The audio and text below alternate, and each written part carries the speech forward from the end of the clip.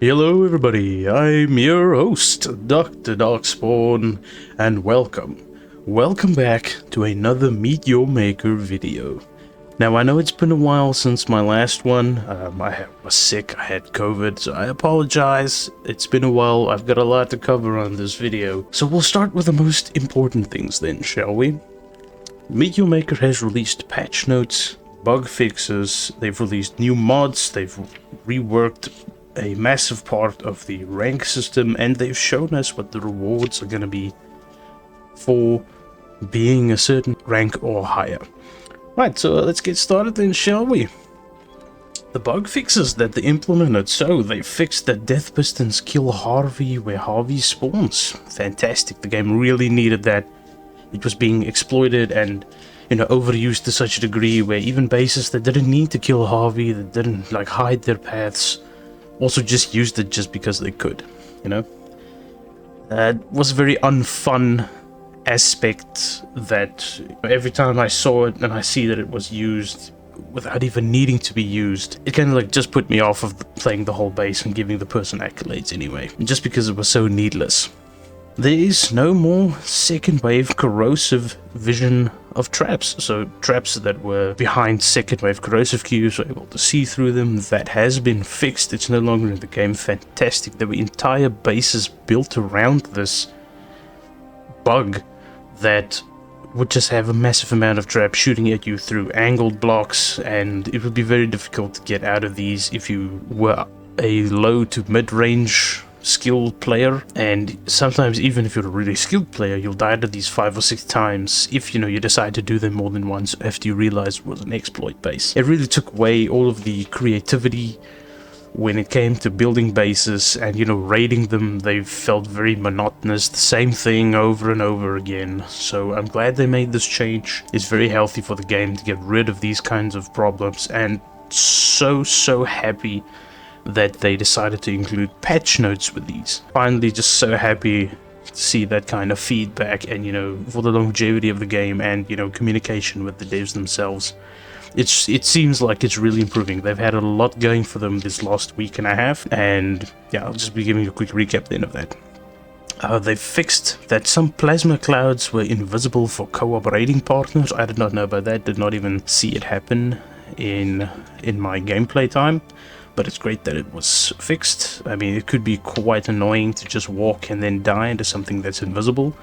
They fixed the biolink bugs. Now, I myself was a victim of this, where I joined a friend of mine in co-op, and my upgrades got reverted to only having 1 slot, and no upgrades for my Vault Lancer. That's been fixed. Thank goodness I have access to my suit again. Now I can use my Hindsight suit, but now I can use that. I can use the mods again, and my Vault Lancer once again has 3 shots instead of 2, and yeah, it's just great. A lot of people that are new to the game start out doing co-op, and then it locks them out of any upgrades they've bought for their suit, which can be extremely annoying, meaning you have to fork over the cells, the parts, to buy a new suit again, and then upgrade that other suit, and then upgrade the first suit that you had to max as well, and then swap out mods in between them. And then if you join co-op again, you risk losing your last suit. So that's great. That kind of hard locked a lot of the newer players out of the game. That it's fixed is going to be a fantastic boost to the player count, knowing that this bug has been fixed and they can actually play the game now. They fixed that some outposts had like an infinite loot bug.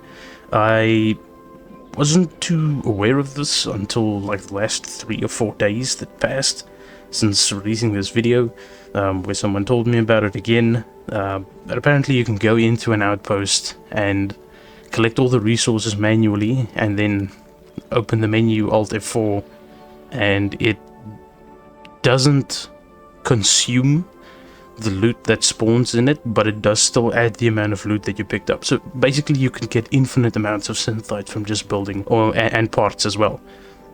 So that's been fixed. That's great. That'll really get the economy going again, force more people to raid, people that were using this bug to gain synthite and parts.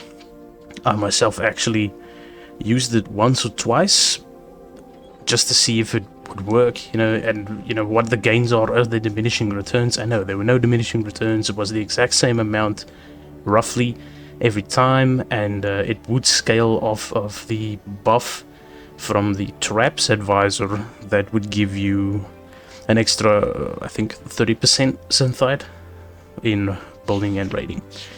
So they've also fixed the matchmaking that they did in the previous update to now not reset your outpost's priority in the matchmaking lists if you enter and exit it.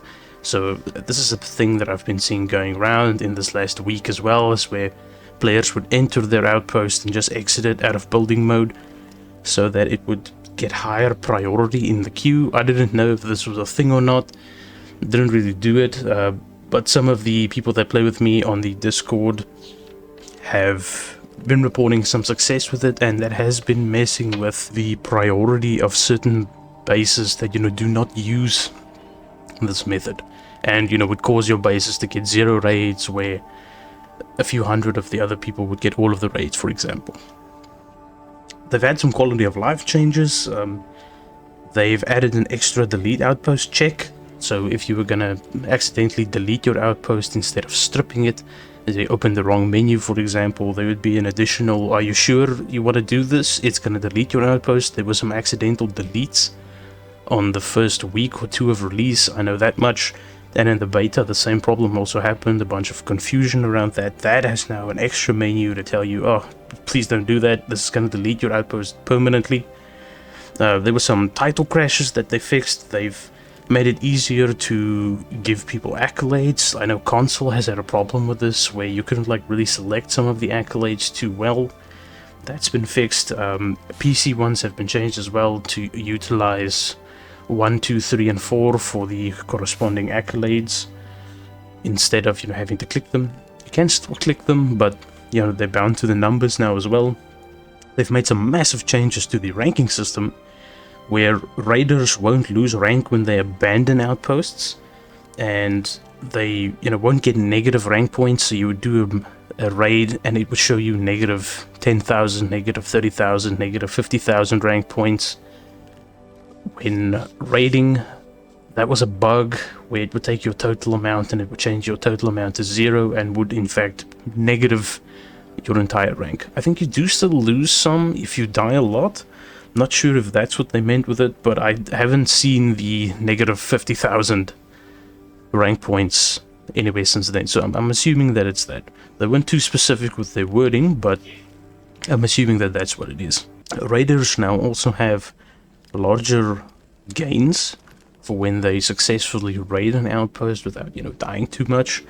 And they have less reduction in the gains that they receive. Like, let's say if you win one deathless, win an outpost deathless, then you get plus 200 points. Now, instead of dying 3 times and receiving plus 10, you'll have to die like 5 times and you'll receive plus 10. So there's some added leniency to that should help boost people through the ranks to higher points so that they can receive the final rewards of the ranked seasons much easier. Builders have also had some changes for their ranking, so they receive more rank points rewards from their first kill, somebody that rates them. So it used to be plus 30, it's now plus 75, I think. I'm not 100% sure, but it gives you 45 actually, 45 points more when you do kill that first raider. So that's great, more rank points for builders.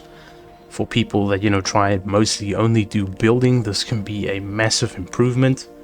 And builders also now have reduced rank points across all of the ranks. So I'm thinking that if someone were to run your outpost deathless, you may lose like, what, 5 rank points, 10 rank points, not 100% sure. The wording on this was also a little ambiguous. I myself have never really seen a negative 10, negative 20, negative 30 rank points or anything by being raided and having somebody raided and not die once. So this could also be that people that have, you know, done a lot less raiding than building could lose less rank if they, for example, die a lot in a raiding base. But then why would that fall under the builders category? No, I think they just lose less rank points by being run by a raider that didn't die once and succeeded in escaping with the gen mat. There's also been some reveals, 2 skin reveals, one for the Ironside skin, which is a brick red with bright yellow, like red sand kind of coloring armor, and skin for the Fury sword, which has also gotten a kind of like a brick red coloring with it and a yellow, bright yellow coloring on the blade. Now these rewards, the Ironside skin will be for ranks equal to gold or above, and the Fury skin will be ranks equal to silver or above. If you are at the highest rank, you will also receive all of the rewards from the previous tiers. Now, depending on what rank you have, there's also 4 decals, 1 for each rank, 1 for bronze, silver, gold, and masters. These 4 decals will have kind of like wings on the side of them, as well as your rank with a 1, 2, 3, or 4 in the middle to show what position of the rank you really are in, and to just flex that, you know, you got this in rank season 0. There's also been some changes to the prestige points and how prestige point work on Outpost. The maximum amount of prestige points that are required to prestige an outpost is now 200. Now this value was over 800, I believe, 800 or above for brutal outposts especially. I know that it's scaled with outpost size as well as the maximum capacity that the outpost had. I remember having to get like 900 or 850 prestige points to prestige an outpost once, and all of these outposts, no matter how big they are, no matter what size burial ground you have all been reduced to a maximum of 200. At prestige 1 to 2, I believe the cost for prestige now is 120 points, which is insanely easy to obtain. That's like 10 kills and, you know, 2 accolades would give you like almost enough to prestige twice. And from prestige 2 to prestige 5, you'll have to pay 30 increased prestige points per level, so from 120 to 150, 150 to 180, etc, etc. And at prestige 5 and higher, they become 200, and they remain at 200. So since the outpost becomes a champion outpost, the cost of prestiging it after that does not change. It remains at 200. So that's great. That'll give us another way to sink more synthite into these without having to waste synthite on resetting these outposts. Fantastic. So no more resetting. Actually, I think it'll be very difficult to actually reset a base without getting that 200 prestige points. If you have one raid and people die 5 times and give you 2 accolades, you should already be there. If you have the Guards Advisor boost that gives you another 30% boost for prestige points that you receive on every outpost and raid as well. So that with the extra gains on rank points for builders are really gonna drive up that builder community, and also try and get them to raid more, since now it's more lucrative to raid as well. You don't lose as many rank points. The skins have been released, so that's another extra drive that they give you. And yeah, overall it looks like it's going to be fantastic. Like, there's much more incentive to be raiding, there's much more incentive to be building good bases, since there's a lot more value on the accolades themselves, which now have double the amount of prestige points that they reward. So they used to reward 20 prestige points per accolade, they now reward 40. And I've mentioned this in my previous video, they needed to give more value to accolades. They needed to do something to try and inspire people to make more fun outposts rather than just making them as deadly as they can be. And here it is. This is it seems to be an okay change. We'll see how effective it is, but it appears to be a very good decision on their part. There has also been a +5 cost increase for all hardware, so Phoenix Pods, grenades, speed stims. Those are now 5 parts more expensive each to craft. You also receive more experience from destroying traps and destroying guards, backfires on traps on guards, defense backfires, and the XP that you get from them will diminish at a much further point in time. So if I were to receive 3000 experience points every bit of experience I receive past there would diminish until I get 1 XP per trap that I destroy or guard that I kill. Now that point has been extended so that you can get more XP before it starts to diminish, and it would diminish less at a time than it did before, so it'll take you longer to reach that 1 XP point. And of course there's been 2 fantastic new mods. These 2 new mods are the Catch and Release mod for the Iron Claw and Flamewalker for the Warmonger. Now the Catch and Release mod seems a little iffy. It requires some experimentation, but there are some really interesting things you can do with it and with the momentum that it provides. But what really stands out to me is this Flamewalker mod for the Warmonger. I'll be doing 2 more videos, one on each of these mods as well in the coming days, to which I'll be really like delving into them before I talk about guards and, you know, the value that guards add and certain mods from guards add to danger rating. I'll also be adding the danger rating value for Catch and Release, and yep, stay tuned for that. They're coming soon, and I've been your host, Dr. Darkspawn. It's wonderful to be back, and I hope you guys have all been doing well. You guys have been making insane bases. You guys have been raiding well and have not been running into any of these exploits, and you won't be running into them anymore since they've now been fixed. Happy to see that the game is in such a great state and in such a great place, and happy to be back. Take care everybody, you've been great. See you in the next one.